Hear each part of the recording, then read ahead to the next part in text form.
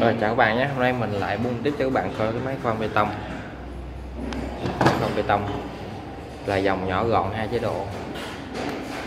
Cái này rất là nhỏ gọn, chỉ chiều dài cơ sở thì chỉ có 20 để dành để mình khoan trên những vị trí mà cắn này. Ví dụ như là đang ở đây cắn cao, các máy khác thì mình trọt nó sẽ cắn, máy này thì trọt vào thì không bị cắn. Nói chung là chiều dài ngắn rất là khá, ngắn có thể gọi là ngắn nhất trong dòng khoan bê tông này.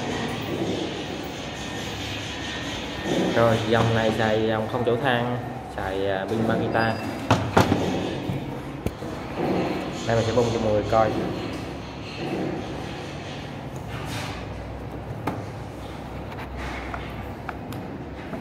Mình đã mở ốc sẵn rồi, bây giờ là chỉ có gỡ máy ra.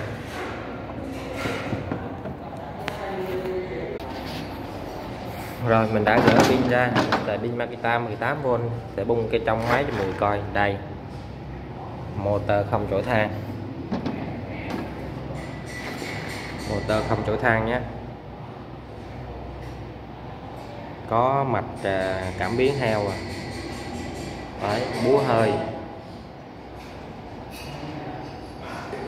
Đấy, mạch điều tốc, chân Makita. Đấy, con này búa hơi, dòng nhỏ gọn thế này mà có búa hơi nhé. Đây con mắt, so sánh mọi người với con máy mắt. Đấy, như nó ngắn nha, còn mấy ngắn hơn. Còn mấy mắt thì dài gấp rưỡi con này.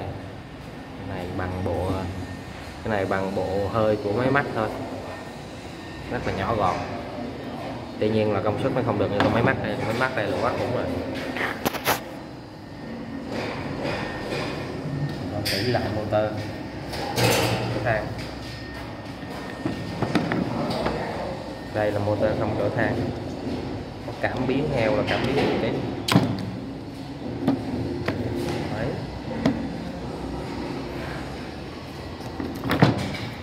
500.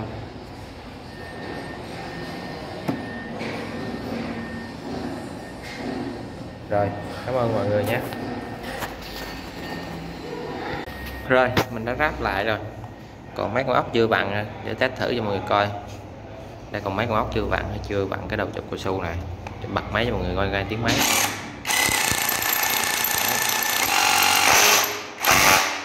Wow. Nghe tiếng đã, nghe tiếng quá phê luôn. Máy này mua 900.000, quá xịn sò đúng không? Máy chỉ có 2 chế độ, khoan thường và khoan búa nha. Mình đổi qua chế độ khoan thường nha.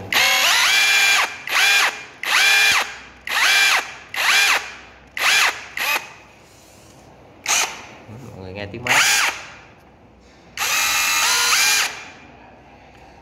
Đây bàn phím 2 tốc độ. Bàn phím 2 tốc độ này. 1212 nhé. Rồi có auto stop như bu lông luôn. Này là chế độ bên theo. Nhấn thêm một lần nữa là thành auto stop nha. Auto stop giống như bu lông luôn, để dành bắn quýt cũng được. Đấy, đèn này là auto stop. Đó, bấm là dừng. Đấy. Đây là chế độ auto stop nha. Rồi, chế độ auto stop chỉ dành cho cái dòng tua ngược lại thôi, chứ còn dòng tua bình thường là không có nha. Dòng tua bình thường có 2 tốc độ thôi. Điều tốc này.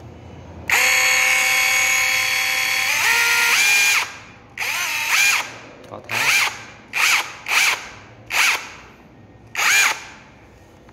Đấy. Đây mình so sánh với con máy mắt rồi. Rồi mình sẽ dặn ốc lại.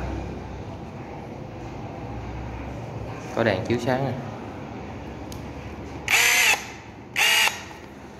Máy này cái việc mà mọi người thay thế phụ tùng là khá là dễ dàng. Người có thể tự thay thế cũng được, nó không có rắc rối như máy điện.